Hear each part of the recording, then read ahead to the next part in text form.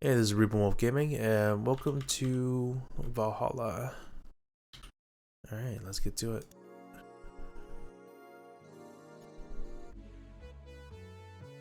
I need to remember to buy more cigars. Huh? Why do we need cigars? Does she smoke too? Yeah, she does smoke, right? She goes out to smoke on her break, and she smokes cigars while outside. That's a little badass. I've always liked the smell of cigarettes, and I guess cigars too. Like they always have like a different kind of flavor to them. But I wouldn't smoke them myself. Not nowadays. Maybe like a once in a while kind of thing. Where's Metropolis? There you are.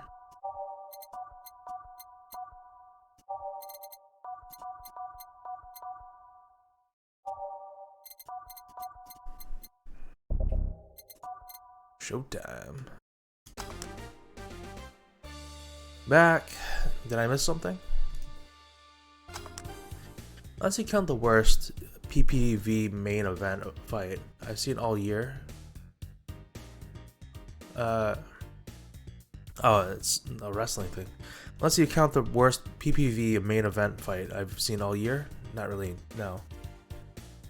Alright. Going out? I'll have a word with Gogo outside. He was so hyped for that match. He must be devastated. Okay. These vending machines, man, they're super sentient. Okay, well, welcome to Valhalla. Oh, hi, Say. Good evening, Jill. How you doing? The nightmares have stopped, so I'm sleeping better. She had nightmares. She didn't say anything about that. How about your injuries? My bones are healing nicely. My wounds finally closed. The scars itch a bit, though. Well, that's good to hear. Are you by yourself today? Yeah, I'm running a couple of errands by myself today, but I wanted to come here for a while. I also noticed the big guy from last time is outside. Buster? Stella doesn't want me being alone while I'm still healing, so she suggested taking him with me. Blah. Words today, so difficult. Ah, I see. What can I get you? Something cold. Yeah, what is wrong with me today? Holy crap. Sure. Something cold for Say. I usually give her like a blue fairy. No, not the blue fairy. What was it called again?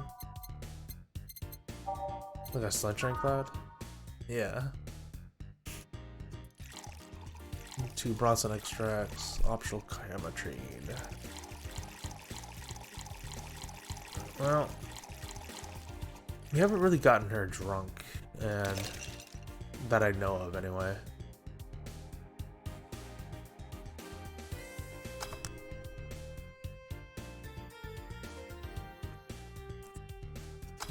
I just wonder what she's like. So, here. Yeah, this is the one.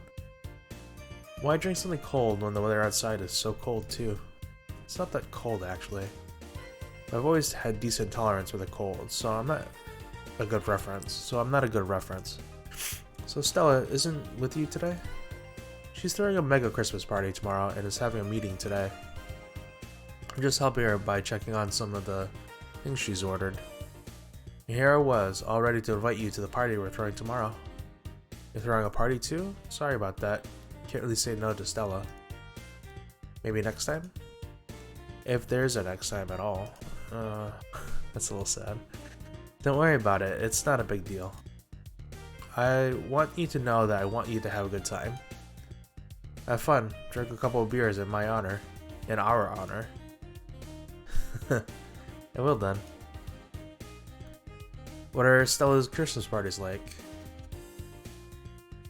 They're really big. There's a lot of food and drinks and music. Sometimes there's too much food though.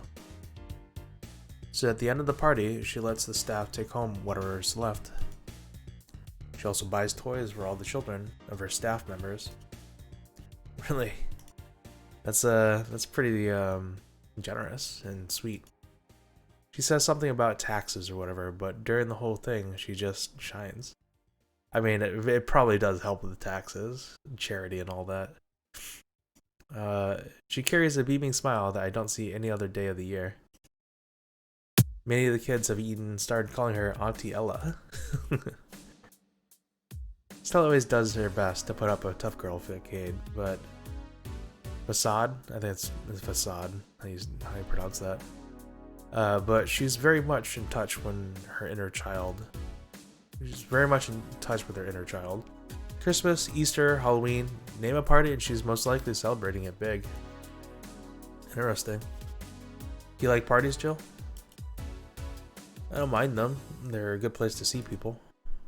I'm the one to actively look for parties to attend. I just don't mind going to them. Ah, I see. I only go to parties that Stella is attending, because otherwise, I just stand there without anything to say. That, and I'm not one to wear dresses, you know? You're not? My tattoo ripped. They don't look cute on me. Although with all this healing I have to do, I won't be as fit for a while. They're too breezy too. I feel like I'm wearing nothing.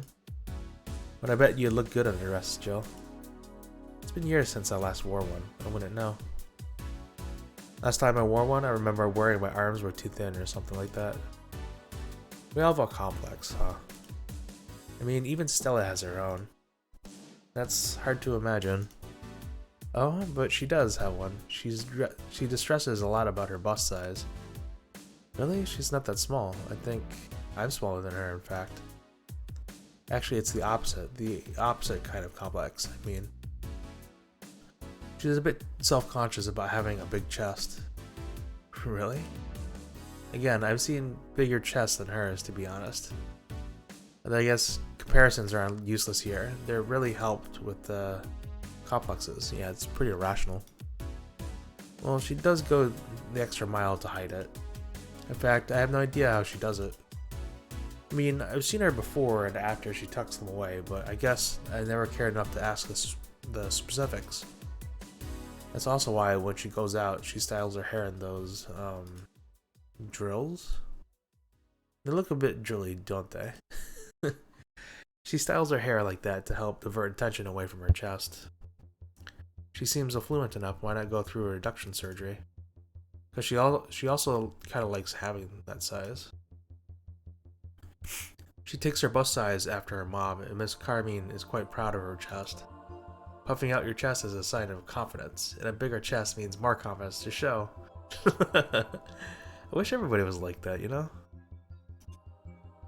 She says something along those lines a lot. Stella has quite the admiration for her mom, so I guess breast reduction would feel like betraying her. Huh. I make it sound like she's hiding J-cups or something like that. I guess in a taller or thicker person, her size would be normal. She's just a bit shorter or thinner than the norm. Do you get self-conscious about your bust size, Jill? Not really. I'm more self-conscious about my height. Although it usually comes up whenever not being average height hinders me somehow. What about you? Yes and no? It's not my bust size, but rather that I look too manly sometimes. And I can't help but wonder if bigger boobs would help with that. You're fine, don't worry. Thank you. Women are complicated, really. Can I get you anything else? Do you have something non-alcoholic? I do. Give me a sec. Something non-alcoholic per se. Right, she doesn't like alcohol in her drinks for some reason. Yeah.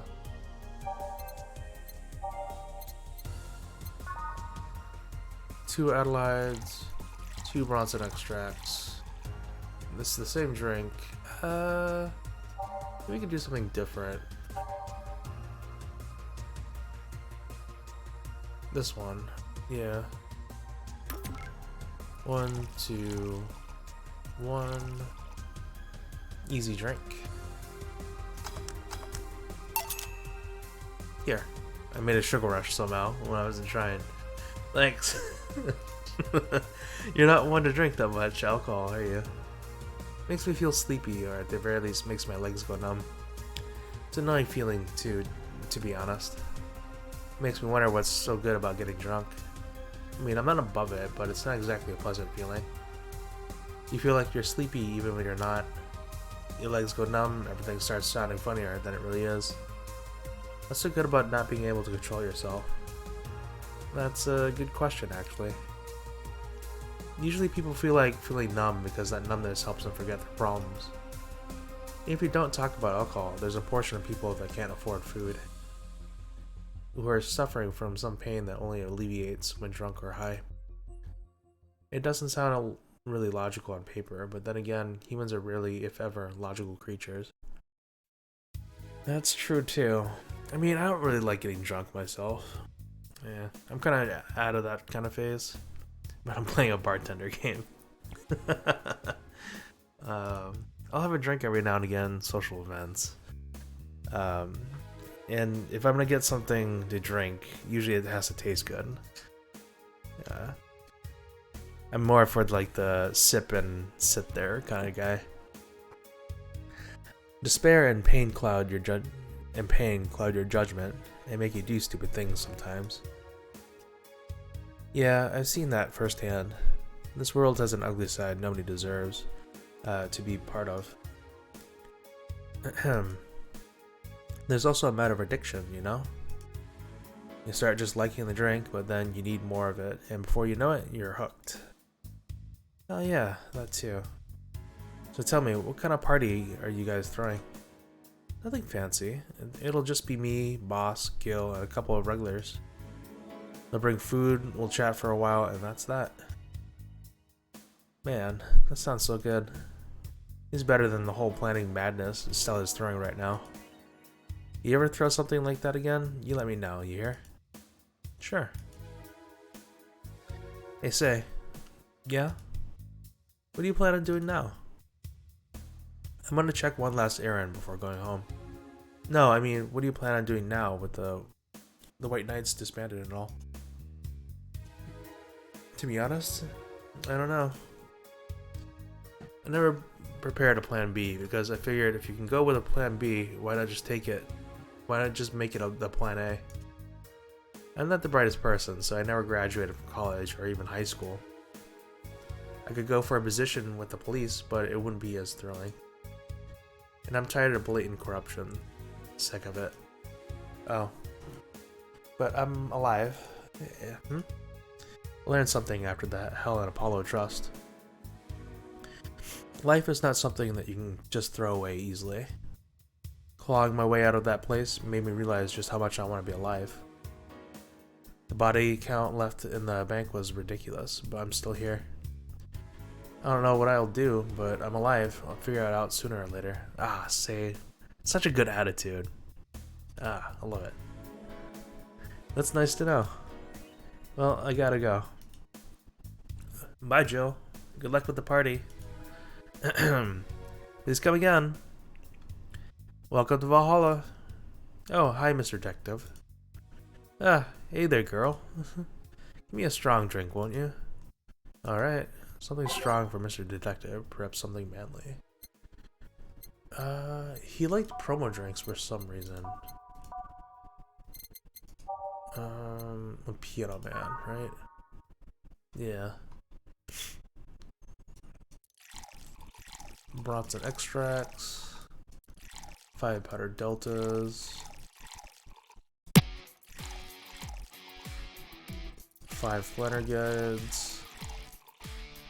So I know these are supposed to be, like, I can't remember, but, like, what are these alcohols are like, this is sweet, this is like, I want to say bitter, I'm not really sure what these are, to be honest. Maybe one's sour, and that one over there is something else.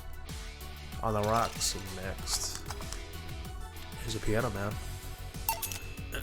Here. Not strong enough, kid, I ain't paying for this. You could at least try not to look happy saying that. So what brought you here? Nothing special. I was just working on a case, and I happened to be in the area. What kind of work? Tracking someone. A gun for hire.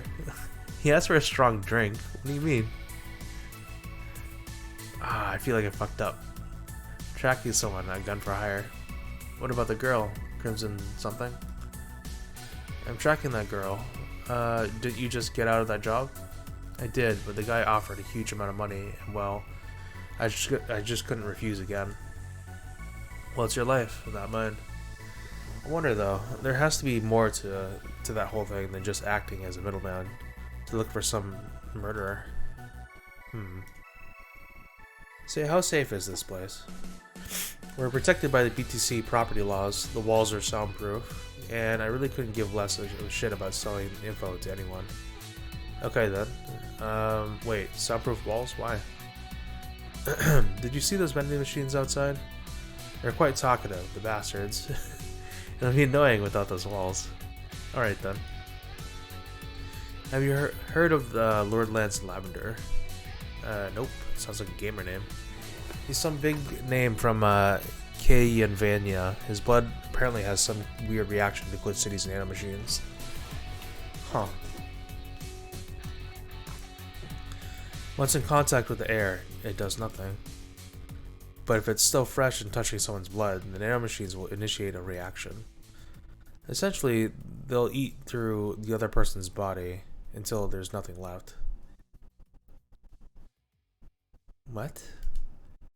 They're using him as a guinea pig to see what causes that reaction and if it could be used to fight nanomachine rejection. Uh-huh. Well, it turns out the Crimson Rose is his daughter. She left years ago to earn her living here, and he hasn't seen her ever since. He could be lying, you know. Doubt it. I did my research. She really is his daughter. Why didn't you figure that out earlier? I had no clue who was making the contract, and tracking all the messages to the source would have been too costly. Knowing who the sender was made things easier. I see. Can I get you anything else? What about a cobalt velvet? A cobalt velvet. Okay. 2 analytes, 3 flanner guides, 5 chemotrines. On the rocks. Next. It's our cobalt velvet. Here you are. Oh, you actually did it. Were you expecting me to mess up so you didn't have to pay? No. So what made you accept the contract anyway? Keeping in mind all the risks you told me last time. You told me you wanted to see her again one last time, or at the very least deliver her a message. You could have been lying. Yes. People lie. You made our point. You made your point. Even then, I felt like I couldn't say no. I mean, what's it like not being able to find your daughter? What's it like to be apart from her, not knowing what she's doing or even if she's alright? You do? I have a daughter, she's about your age. When she was a teen, we had a big fight and she ran away from home. First, I just waited for her to show up, but then I started getting worried and went out to find her. Couldn't find any trace of her. Nobody had seen her. Soon I was worried if something might have happened to her. I guess that's how my tracking skills and list of contacts began to grow. I finally found her, taking cover in some dumpster, unconscious from starvation. So yeah, I just couldn't say no to his request of finding his daughter. But I don't expect you to understand. I think I understand quite well, I guess. I mean, not about the... But that sounds super reasonable. So how's the search going? I'm very close to finding her. That girl's pretty good at covering her tracks. Compared to her from before the bank incident though, she seems slower somehow. Either she let her guard down or something else happened. What will you do when you find her? I have this letter I'm supposed to deliver to her. I don't know what it says and I don't want to find out. What if she tries to kill you? I might not look like it, but I can take care of myself, bartender. You don't stay so long in this business without picking up a couple tricks. Yeah, I guess you're right. Okay, I better go back to work before her trail goes cold. Please come again. Are you done? Yeah. Okay then, I want you here tomorrow at 8 p.m. No working beforehand, the bar will be closed tomorrow. Come dressed in your absolute best. We're having a party after all. Alright. Where's Gil, by the way? He stored all their things in his home because how close it was to the stores. So I told him to go home already and bring the stuff tomorrow. I see. Well, see you tomorrow, boss. Hold on, wait a bit and I'll go with you. Oh, sure, thanks. I fucked up! How did I fuck up? He wanted a strong drink, the drink was strong. Did I accidentally give him something different and I wasn't paying attention? I don't feel like it. Well, we made a bit of cash. We didn't make our 500 because people can't be straight with their drinks. I mean, did he want something strong as in like he wanted a lot of alcohol, or did he want something strong as in strong? Because that's like a thing. Merry Mega Christmas. Let us celebrate Santa's resurrection as the Mega Santa that saved Christmas from Redmonds. Happy holidays. What's a Redmond? A party then? I'll bring you leftovers. So we'll read those articles in the next time. If you liked what you saw, go ahead and leave a comment, like, and subscribe. And I'll see you guys later. Bye.